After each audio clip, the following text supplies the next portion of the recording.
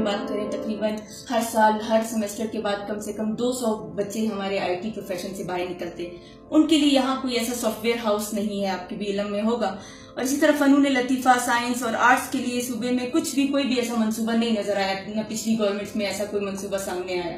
دیکھیں بات یہ کہ دنیا میں جہاں بھی بہت بڑا اقتصادی سرگرمی شروع ہوتا ہے وہاں پہلے ہیومن ریسورس ڈیولپمنٹ ہوتا ہے.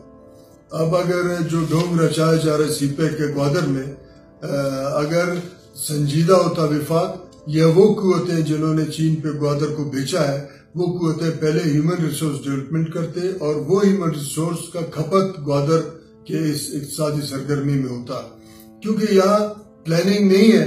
جس کو آپ کہتے ہیں ایم پی اے, بیسیکلی وہ لوکل گورنمنٹ کے بھی لیول کا نہیں ہوتا ہے.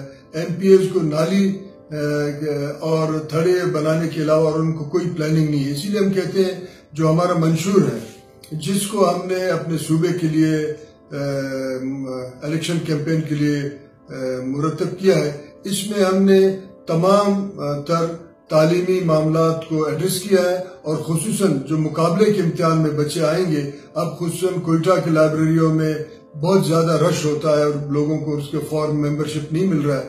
ہمارے اس منشور میں یہ ہے کہ تمام ڈسٹرکوں میں بتدریج ہم خاص قسم کے جس کو ہم کہتے ہیں ڈیجیٹل لائبریریز قائم کریں گے, تاکہ بچے اپنے مقابلے کے امتحان میں وہاں جا کے اپنے گھر اور اپنے اطراف میں اپنے ڈسٹرکٹ میں تیاری کر سکیں, جس کے بنیاد پہ ہم اپنے صوبے کو آگے لے جا سکتے ہیں. اور یہ ہمارے منشور کا حصہ ہے.